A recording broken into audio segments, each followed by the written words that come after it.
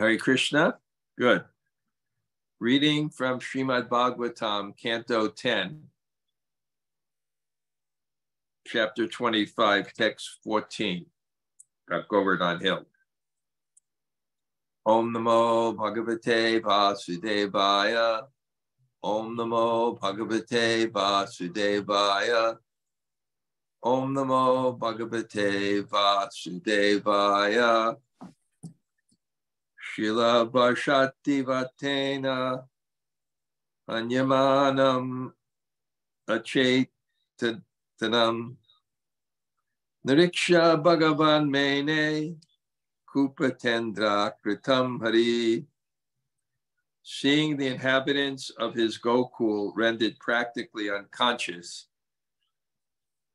by the onslaught of hail and blasting wind, the Supreme Lord Hari understood that this was the work of angry Indra. Purport.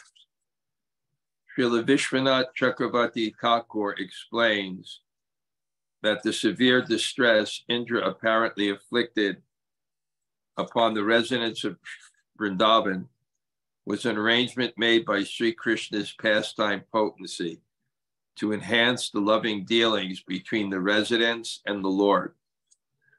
The Acharya gives the analogy that for a hungry person, the pain and hunger increases the happiness he feels when he finally eats excellent food. And thus hunger can be said to enhance the pleasure of eating. Similarly, the residents of Vrindavan, although not experiencing ordinary material anxiety, felt a type of distress at the activities of Indra, and thus intensified their meditation on Krishna. When the Lord finally acted, the result was wonderful. Om Jnana Timirandasya Jnananjana Shalakaya Taksur Unmulatam Yena Tasmai Sri Gurave Namaha. Sri Chaitanya Mano Bhishtam Stapitam Yena Bhutale Swayam Rupa Kadamayam Dadati Sa Padantikam Vanchakalpa Tarubhyascha Kripashindu Bhayevacha Patitanam Pavanebhyo Vaishnavebhyo Namo Namah. Shri Krishna Chaitanya Prabhu Nityananda Shri Advaita Gadadhar Shivas Adi Gaur Bhakta Vrinda. Hare Krishna, Krishna Krishna, Hare Hare. Hare Rama, Rama Rama, Hare Hare. So, greetings from the paradisical, beautiful Shamashram in Kali. We finished a beautiful retreat last week with Simon Hasinder Gopal and Jai Jagannath. And I decided that as soon as I finish the Govardhan Leela, I'm going to do a comprehensive narration of Brihad Bhagavatamrita. I was looking for something that I was excited about that contained both the Leela of Krishna and his devotees and the deep philosophical content. So we'll really look forward to that. But as I started the Govardhan Leela, I'll finish the Govardhan Leela. And it's mostly rasa. There's tattva and there's rasa. Tattva is the subjects and the science, and rasa is the feeling. The goal is ultimately the feeling. Prema Pumartha Mahan, what has the greatest artha or value is prema, not jnana. but prema, which is the energy between the living entity and the Supreme Lord. And there's some qualification for that. That's why in the Jiva Goswami's analysis of the second verse of the Bhagavatam, that states that if you hear these narrations, the Supreme Lord will appear in the heart at once without delay. I've discussed this many times. And when Jiva Goswami says, why doesn't this happen to us? He says, because we don't hear what we don't like. And the message of the Bhagavatam is that we have to sharanagati, take shelter of an authority and truth higher than our own impulses. And we're not hearing this where it's antithetical to the body, which we get by karma. We get by wanting to enjoy and control this world. And that's the objective of the bodily concept of life. And it's so deeply ingrained in us. So it's really something that's a little bit hard to hear, and you have to be purified. But when you hear and understand that message, that's ultimately the foundation of love, when you take shelter of, if you think about what love is, it's wanting to serve a desire other than your own.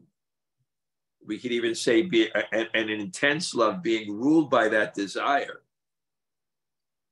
So real love is also antithetical to the material condition. But we haven't come to this world for love. We've come to this world for control and enjoyment. And when we do take to love, it's really based on our control and enjoyment. It's not real love, which is ahoitaki, apratiyata, which has no motive and never stops. Real love cannot be stopped because it's ahoitaki. It has no cause. You could stop something by taking away the cause of that thing. But there's no cause for real love, so you can't take it away. It's not money, it's not prestige, it's not personal comfort. So you can't take away when there's real, true love in the heart. You can't stop it because there's nothing greater than it, and there's no more greater pain than giving it up. And actually speaking, that's why Sri Chaitanya Mahaprabhu, in his pursuit of the highest love, liked to listen to the stories in the Bhagavatam of Dhruva Maharaj and Prahlad. Dhruva Maharaj, because it was inspirational in terms of a determination when you have an objective. And for bhakti, you have to have that determination. And he wanted to be inspired with that determination. And for Prahlad Maharaj, he wanted to be inspired by what real unmotivated love is. His father said, "Stop bhakti. I'll throw you in a pit full of snakes." But to him,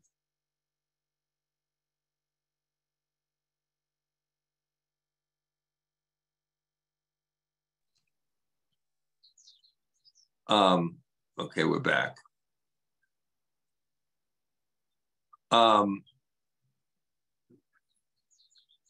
Yeah, he thought that giving up, this is what real bhakti is,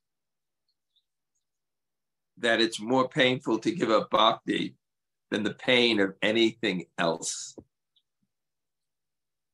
And it's also apratiyata. It means unbroken, because you can't stop it by giving anything greater than it. Real bhakti. So he would like to listen to Prahlad Maharaj. But somehow or other, our faith is misdirected. And faith means our objective, our goal.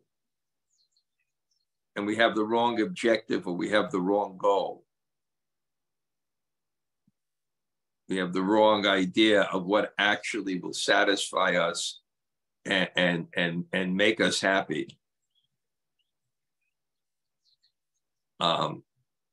That's why, again, these retreats are so important.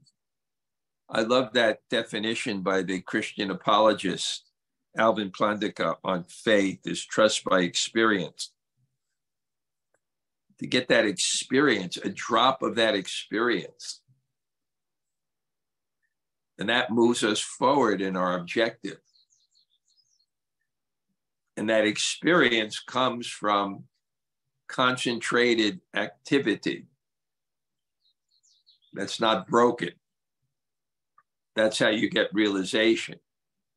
And that's what practice is. Practice is focus over a period of time without interruption, in the right mood. And then you get that experience, and it gives you that goal. So anyway, we're at the 10th canto now. And it's a description and of love that's supposed to inspire you for this objective. That's the purpose of the 10th canto. Purpose of the 10th canto is to show the beauty of the ultimate reality, rasa vai saha, the ultimate beautiful reality of an object of love that inspires heightened emotion of love, the essence of which is the essence of pleasure. And it's supposed to attract you to that, to give you this ultimately this greed that I want this, that this is the most beautiful thing. And therefore I will make the sacrifice to get it. Somehow or other, that's what I give these classes for. I'm trying to give some taste, some inspiration. Because there's nothing greater than bhakti. Because it's the highest pleasure. It's the essence of God's pleasure potency. Someone said, I'm not in control of, they say my image is on the side. I'm not, you know how to put this? Would you know how to put my image fully? You should be pinned. Oh,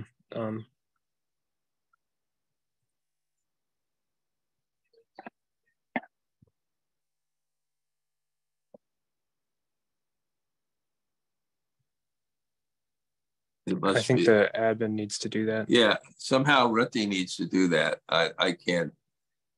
I don't know how that happened. I didn't do anything.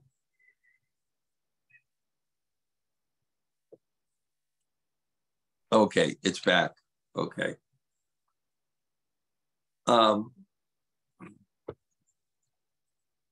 So it's a wonderful Leela of Krishna. And one reason it's a wonderful Leela of Krishna, because I described this on Wednesday. The only time in a Vedic culture where a woman can look with love at someone other than her husband, if he is the hero, and both in the Kaliya Leela and the Govardhan Leela, Krishna is the hero. And he's not just a hero of killing a demon, a particular demon, but he's a hero of thwarting a national calamity.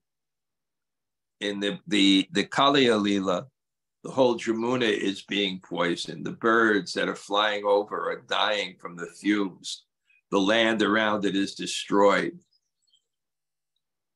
And then Krishna is in trouble.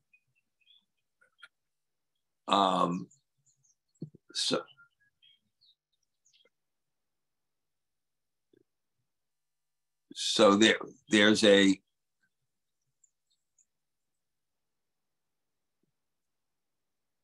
a focus on Krishna. And of course, the focus is on love. Of course, the Kali is so intense because somehow or other, Krishna is all attractive. And all attractive means that he brings out the love of those who love him to the highest degree. And therefore, the separation is felt to the highest degree. Separation is based on attachment. There's no separation if you're not attached. So now there's separation because Krishna may leave. So much love from all different relationships at once. And same thing at Govardhan Lila. I described once that very nice devotee, Alexander Strain, who wrote that drama with me. And somehow or other, unfortunately, he went on to other things. I'm saying out of devotion, but not writing these wonderful dramas. And he was very, very creative. So creative people kind of have a way of looking at things from another perspective. And he wanted to look, and I think it's great to do this, he wanted to look at the Govardhan Lila from the perspective of the residents. You know, they were in their houses. Actually, there was a mystic potency that they didn't get wet, that Krishna didn't get wet, because Krishna was in his house. And then the torrential rain, it's described that the ground was even because the ditches were filled up with water, and there was torrential devastated Samvataka clouds that are untimely called, and the water's coming down like pillars, and there's hailstone, and the cows, the water is up to their neck, and they're about to drown, and the residents of Vrindavan are calling for Krishna. It's described in the Bhagavatam that they're actually being tormented, and they're calling for Krishna. So he wanted to write, what was that position of torment? What was it like to be in your house during this type of storm? Somehow or other, the scariest movie I saw, we used to like to watch science fiction movies when we were young, I thought was Alfred Hitchcock, The Birds. I don't know if you ever saw Alfred Hitchcock, The Birds. The birds coming in and knocking on, you know, it was like, but this is like, they're in the house. And what is it like when they're about to be destroyed by a flood? And not only that, but they're seeing the cows, and they're seeing the calves. They love the cows. It's Goloka. It's Gokula. They Namo Brahmanya Devaya, Go Brahmana Hitaya Chajya. They love and what they see the cows. And everything is being destroyed. Even us, I stay in Govardhan. We love Govardhan. What if Govardhan is being destroyed? And they take shelter of Krishna. And that's actually what's being described in this particular verse. Why Krishna, who's the supreme controller, puts them in such difficulty. And the analogy is given, and it's a very interesting way that it's given. The analogy is given that excellent food tastes better when there's hunger. And therefore, the shelter of Krishna has a special taste when there is difficulty. And it made clear it's not a material distress, it's distress, but it's not like what we go through, but somehow or other, it has some form that's analogous to that. And Vishwanath Chakravarti Thakur is explaining that this is creating some intense, increased feelings. This is our conception. Our conception is, what is the ultimate reality? It's the way God has created it. And he's created it as Leela. And Leela is drama that increases love. And he's enjoying the love and the emotions and the different expressions of those emotions. And he's not only enjoying them, but he's demonstrating them here. Because if we listen with the right attitude of Krishna consciousness, the nature of drama and Leela is that the emotion that it's trying to exhibit can be felt by the qualified audience. So this is actually part of our Krishna consciousness, is actually hearing these pastimes, even according to our qualification, and not just hearing them, but feeling them. Feeling them. And it's interesting, Krishna's in his house too. But somehow or other, this is the Leela Shakti. Somehow or other, just like when Krishna jumps in to the Jamuna River, Baharpi Dam, with a peacock feather, Natavarabapu, Karnio, Karni Karyam, with beautiful flowers, Bibrad Vishad, Kanika Kapisam, and a beautiful golden dhoti, Vaijayanti Chamalam, and there's Vaijayanti Mala. And he's swimming around and he has beautiful markings. Nothing is disturbed. Because the spiritual world means that it's not under the modes of nature, it's under love. And everything supports love. And supports love is that Krishna's dress is not disturbed, or the dust of the cows get on his hair and somehow dusty Krishna is even more beautiful. Or Krishna coming out of the Jamuna after he kills the Kaliya serpent and the wet garments are clinging to his body, it's somehow more beautiful.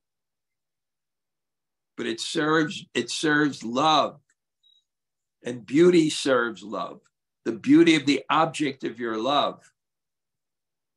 So when Krishna goes out, because he's going to be called now,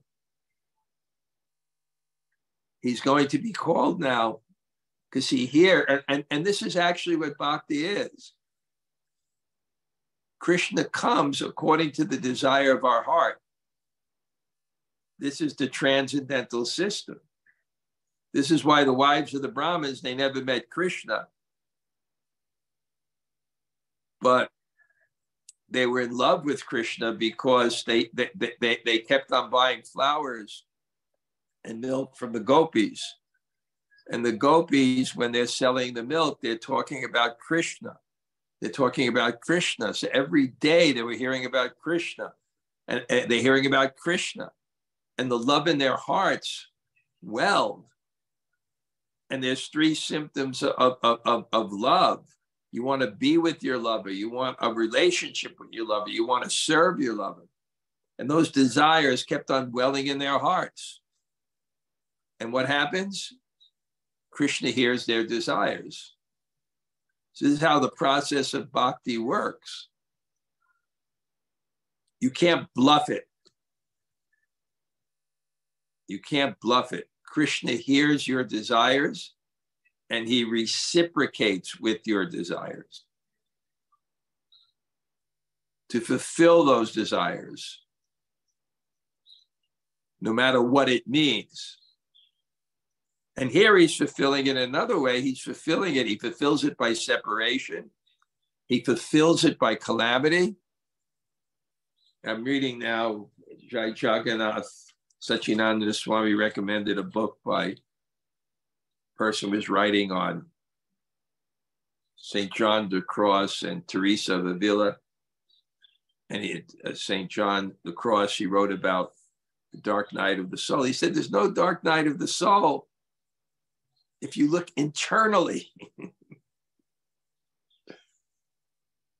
That's one way to actually reconcile, you know, how there can be an omnibenevolent, all-controlling, omniscient God, and still there's evil. It's what perspective you look at.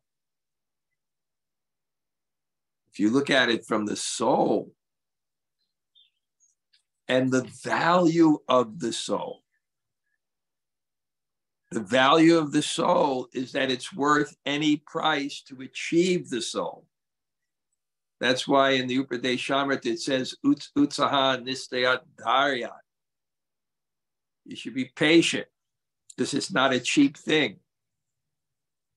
It's worth any price to get to the platform of the soul.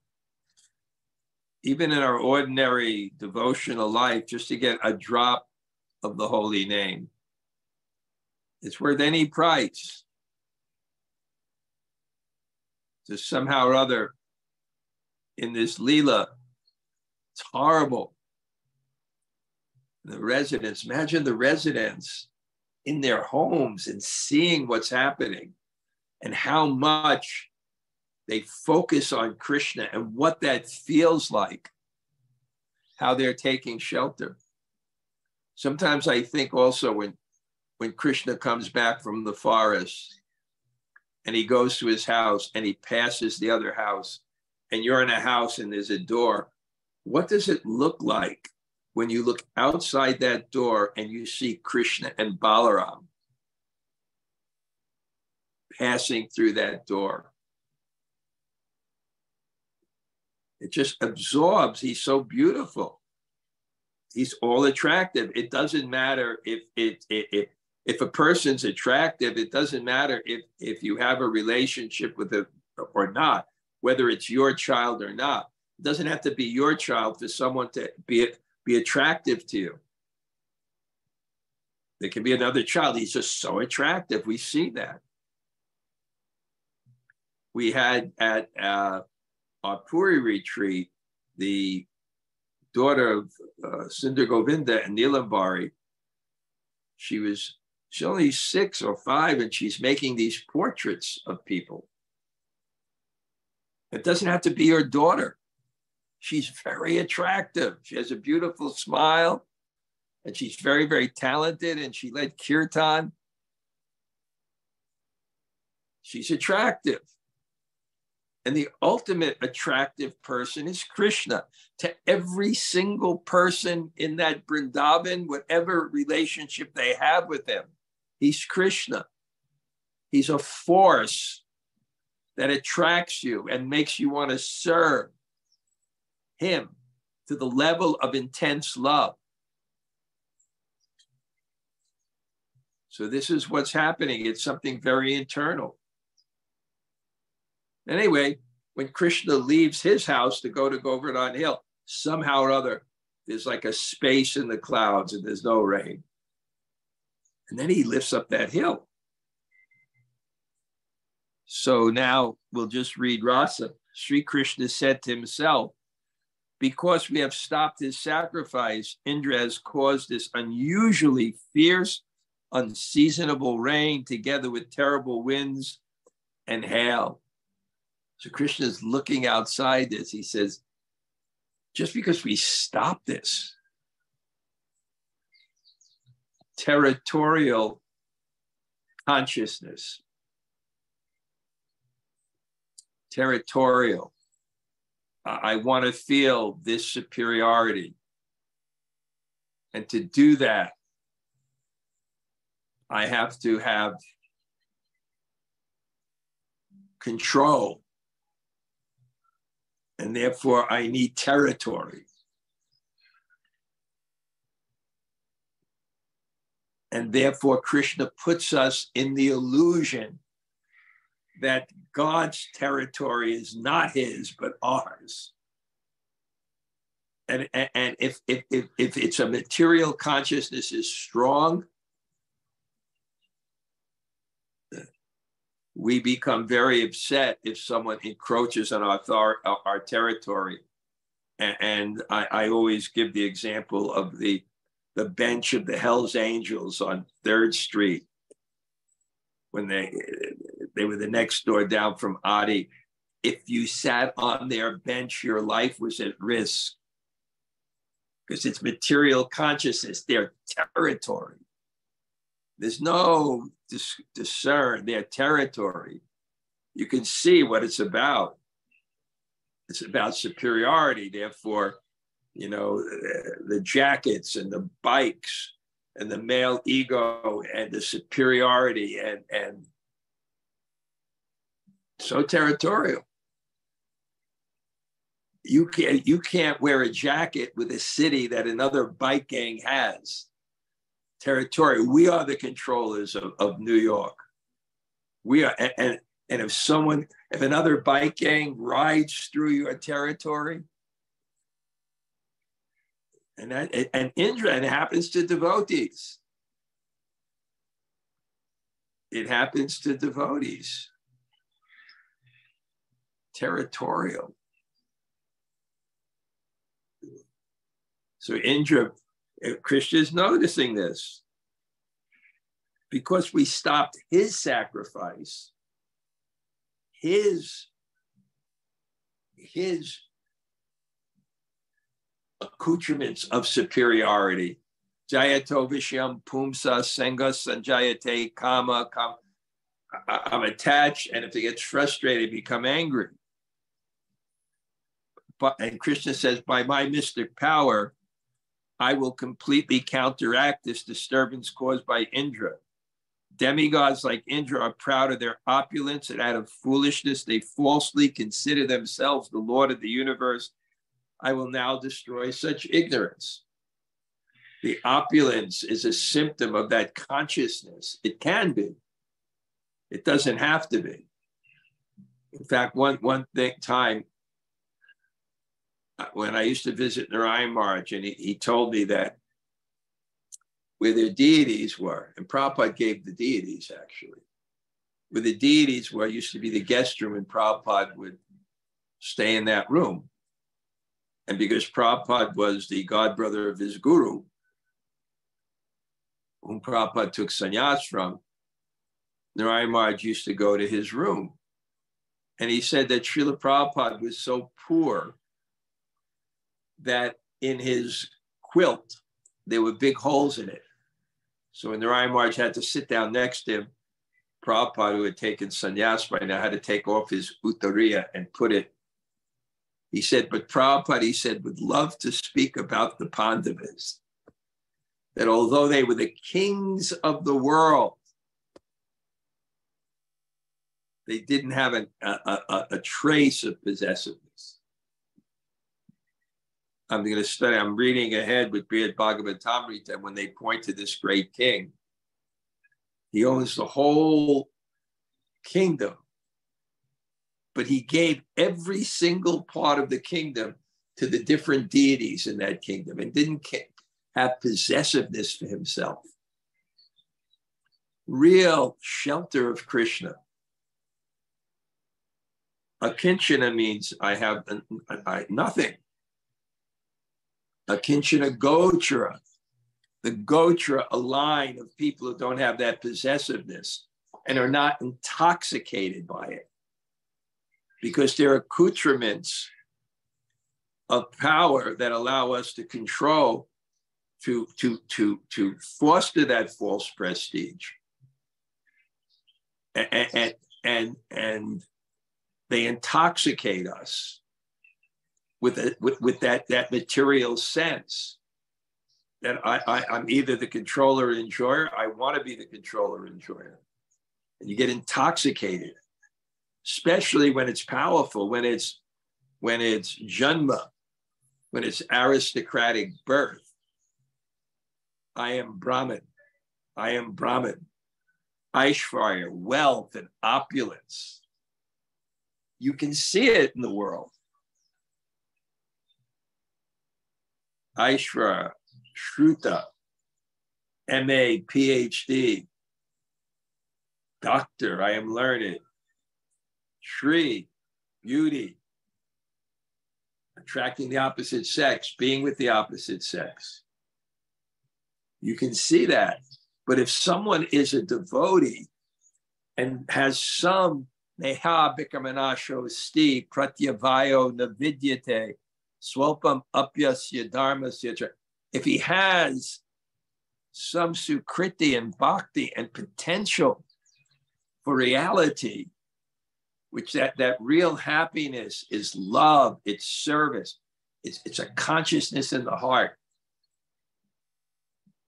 And it doesn't require power. Then Krishna may remove the opulence out of his mercy. And I know in my own life, because hopefully I am a devotee, at those times where Krishna had removed any accoutrements of power, I had to shift my faith in happiness being some type of control, which I no longer had, to happiness being some type of consciousness. When you're a devotee, when you lose the externals, but you had that training somehow or other, you may have forgotten. Because of false ego, we forget. Just like the Kali, when all the hoods were crushed, completely crushed, then Smita remembered that his wives were devotees and what they said about Krishna. So we're like that. We've heard, it's into us, and we become bewildered with desires for power and desires for control. And sure enough, if you are attached to that and you're sincere, Krishna will remove it. And if you're sincere and you want to be happy, you'll say, I can't be happy by controlling the world. I can only be happy by serving the world. And then that shift will happen into going internal. That shift will happen with consciousness. And you'll be so grateful to Krishna. And that's what the world is. It's gratitude to God, because he's trying to move us into the platform of real happiness, which is eternal and which you could always have.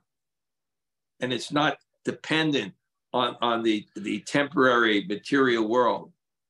This temporary material world is full of suffering. Take shelter of Krishna as your only, take shelter of the holy name of Krishna as your only business.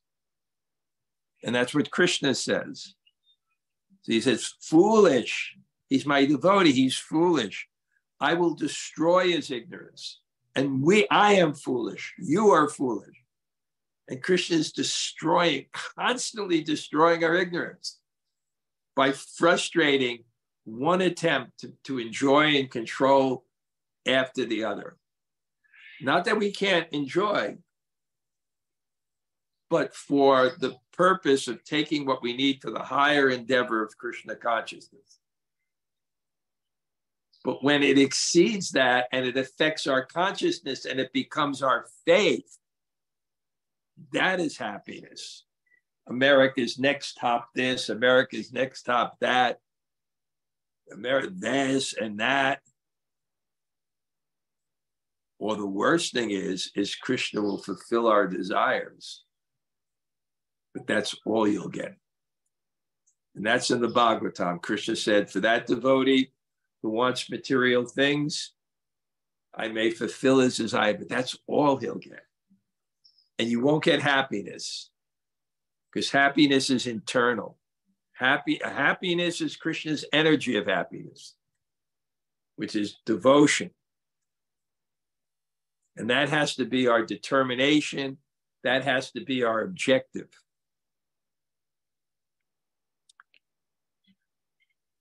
Since the demigods are endowed with the mode of goodness, the false pride of considering oneself the Lord certainly should not affect them. When I break the false prestige of those bereft of goodness, my purpose is to bring them relief. So when you have goodness, which means illumination and clarity of consciousness, when you have that, you don't become bewildered by influence. You don't become bewildered that you are the Lord in control, because you see it clearly. So the demigods, they should have opulence and power, but they shouldn't be bewildered. They shouldn't be bewildered. They should see that I am not a demigod. I am not a controller. I'm a servant of Krishna. And as a service to Krishna, I have this power. And they keep, like the Pandavas, that same mood. Prabhupada said he once saw a hobo with a stick and a little bag at the end of his thing with his possessions. That's all he had. Prabhupada said he was not a kinchana. He was not a kinchana because he claimed that possessiveness.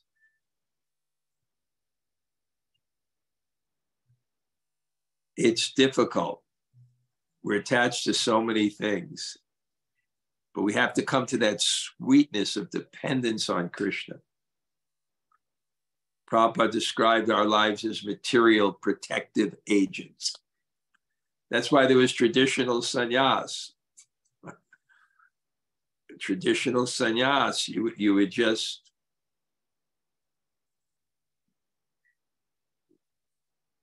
leave home with nothing. And where you would eat and where you would sleep was not under your control, but somehow you would eat, somehow you have a shelter. And you would develop love because you see actually all along these things are being given by God. But now I can appreciate them. And even now, if you have home or whatever, it's given by God. And because it's given by God, it should be used for God. Because we want a spiritual life. We want a flavor of devotion. We want a consciousness. When happiness is consciousness, you can go into different circumstances and still be happy.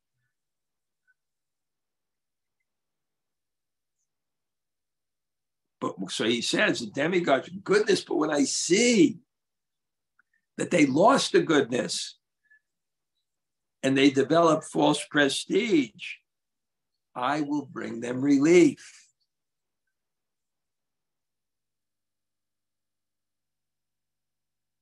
I must therefore protect the cowherd community by my transcendental potency, for I am their shelter. I am their master. Indeed, they are my own family. After all, I've taken a vow to protect my devotees. And Prabhupada says something very simple in one purport in the Gita. Krishna is responsive. These are my two favorite things. Krishna is responsive, and he doesn't have the defect of impersonality. Therefore, ye yata mam papadyante tams tataiva bhajamyam.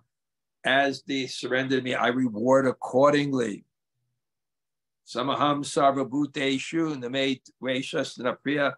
But for I'm equal, but for my devotee, I reciprocate with them. So these are the people that have given their heart to me fully.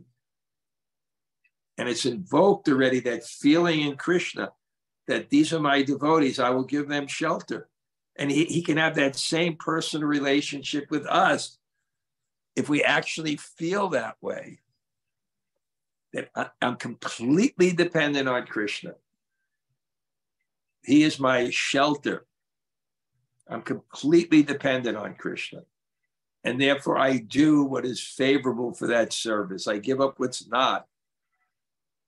And you develop that relationship. He's there. He will help because he's made that vow.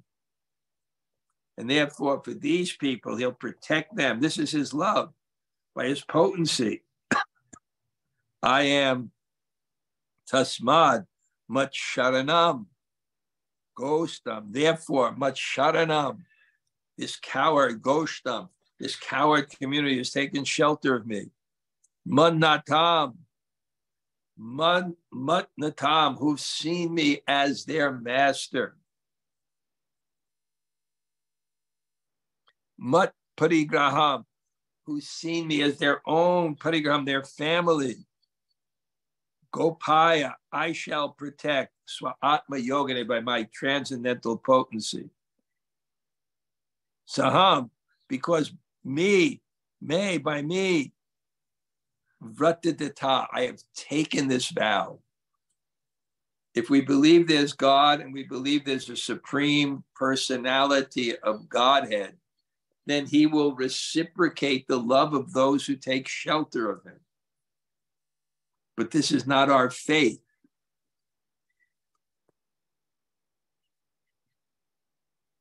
And therefore, preaching and things and situations where we move out of our comfort zone. When we move out of our comfort zone, which is the illusion that I am the protector and controller. When you move out of that comfort zone, when I'm saying this, I'm thinking I'm getting too cush. I'm living here in Colombia. Anyway, Krishna put me here. What can I say? And after lunch, we walk. I take my walk and we stop at our friend Oscar, who owns the juicery, and have that cashew drink. What bogus. Then I walk and we walk to this little eco park, take a walk. Food is simple, but it's very delicious. Hridayānanda Maharaj once said, in the early days, my only possession was my bead bag. And those were the happiest days of my life. When I came to the temple, we didn't have our own clothes. There was a common laundry. There was a common laundry. You'd go and they'd wash all the clothes and they'd put them up and you get what you get. And often there wasn't a kurta. You'd get a dhoti with a poncho or a madras or something. But the flavor of dependent of Krishna and depending on Krishna and feeling that. And it doesn't mean we can't have things. It's the consciousness.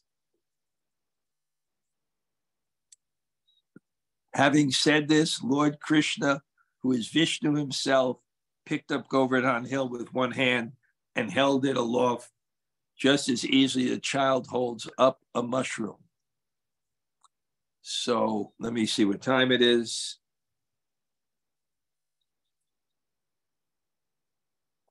Okay, we have some time.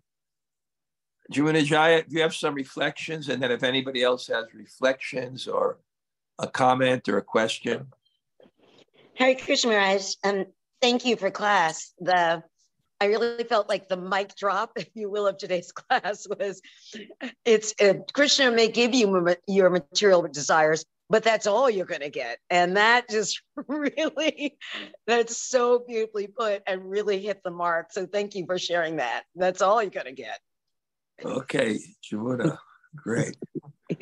Thank you, Maharaj. For those of you who are on here, we are going to have our Bhakti immersion at Pumpkin Hollow. And we're sending it out first to the people who initially respond. I sent it out to everyone. The people who initially responded, because we needed to know before we put down a deposit of $2,000 that we'd have a core amount. And we got about 25 people. So it will fill up, and it'll be Jai Jagannath, myself, and Hari Kirtan. And I'm already putting my mind around it, how to make it really exciting and, just 2 days of just sadhu sanga. Okay, anybody else have a question or reflection? Hi, Krishna Maharaj. I kind of have both. Go ahead. Yeah. Well, first kind of reflection is, when you were saying that Krishna consciousness is worth any price you have to pay, and that's how you reconcile the dark night of the soul. There really is no dark night of the soul if you have that faith.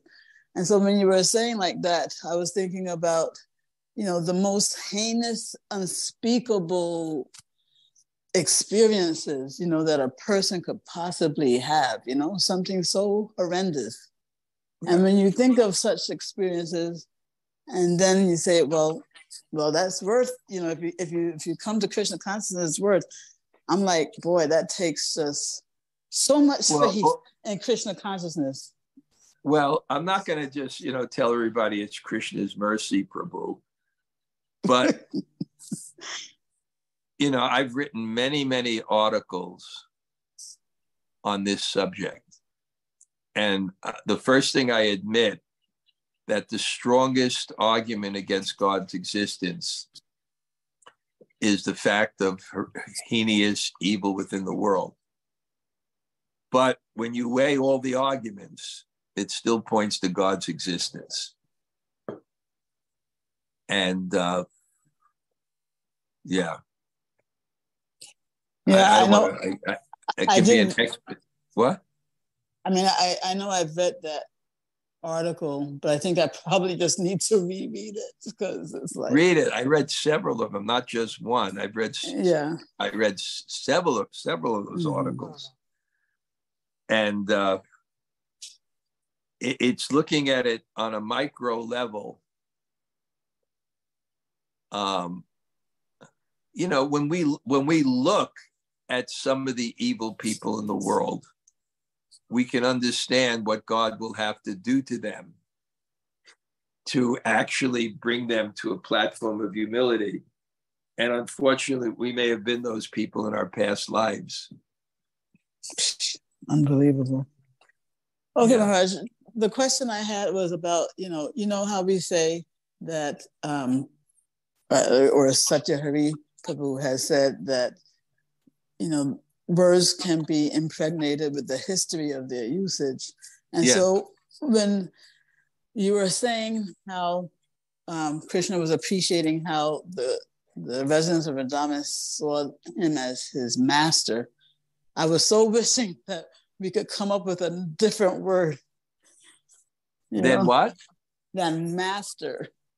There is no love in that word. Like, what? Yes, sir, Mr. Krishna, like that. Yeah, we know how. Yeah. Yes, sir, Mr. Krishna. Yeah. There's just no but connotation the word for of love master is interesting. With that word. The word for master is interesting. It's natam, controller. And it's a fact that these words don't translate into English because an orphan in Sanskrit is called anatta, and an orphanage is called anathalaya. It's a place where one doesn't have a master. So the image is if you have a father who's your master, it's a wonderful thing, and if you don't have it, it's not. So you maybe look at it at that level. Mm-hmm. Yeah. You know what I'm saying? Yeah. When you have actually a shelter, a protector, then it's a wonderful thing. And if you don't, then it's not a wonderful thing. But because it does get impregnated with master and slave and so many things. So it could be, instead of the literal translation would be controller. The controller doesn't work either. In that language, it has such a connotation of shelter and protection. Yeah, shelter and protection work. Controller and master don't. Okay, thank you, Gail. Thank you, Maharaj. Okay, anybody else?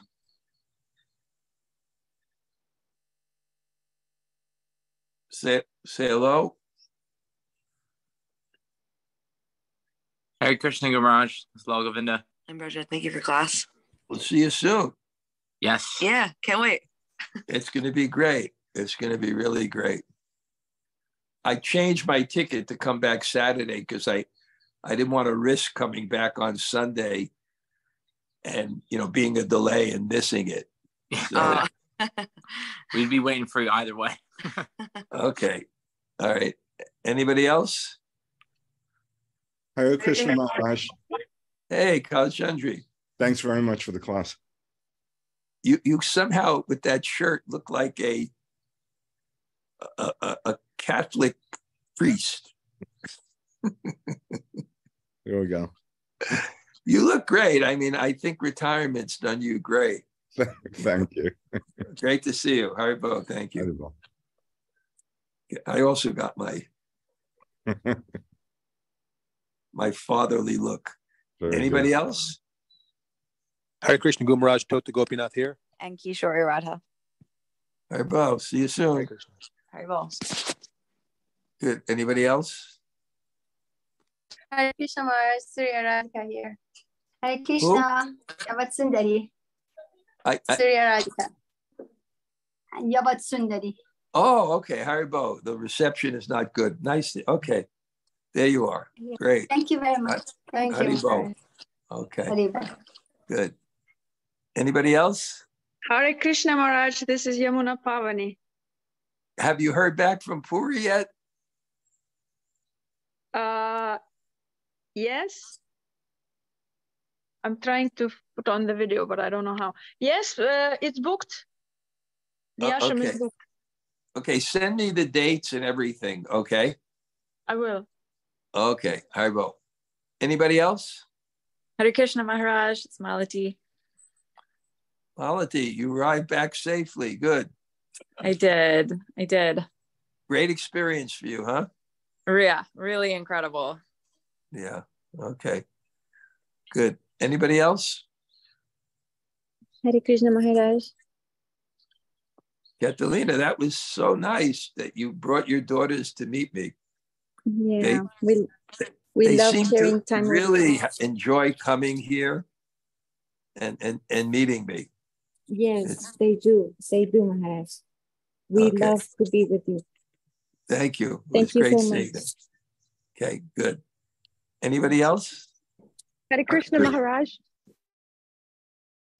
Wow, Isabel, Haribo. Haribo. Thank you for class. Haribo, good to see you. We'll see you soon. Good to see you. See you soon. Okay, Haribo. Anybody else? Hare Krishna Maharaj, it's Amala. Amala, I don't know what you're doing in Albany. You look like you should be in some monastery someplace. Thank you for class. Okay, Haribo. Haribo. Anybody else? Hare Krishna Maharaj, this is Krishnamrita. Thank you very, very much. Good to see you. Thank you, Hare Krishna. Good. Few more people? Go stop making, I'll tell you what I want. Okay, wait. Okay, anybody else? Hare Krishna Gurudev. Oh, Haribo, Shana, good to see you again. You'll come to India again next year? I hope that this year I come in autumn, but I don't know yet. Okay, that'll be great. Nice to see you. Okay, anybody else? Hare Krishna Gurudev. Hare Krishna. Yeah, Amala, we'll start on Thursday now. This Thursday I'll do for yes, the Russian. Yes, I know. This week, yes? Yes, good. Right. Thank you very much. Thank you. Okay, anybody else? Hare Krishna Maharaj, Rupa, thank you for class. Great. So many, we had a nice crowd today. I can never tell why, but it's good. Okay, I'm gonna head out now. Okay, nice to see everybody. Vanchakalpa Tarubhyascha Kripa Sindhu Bhava.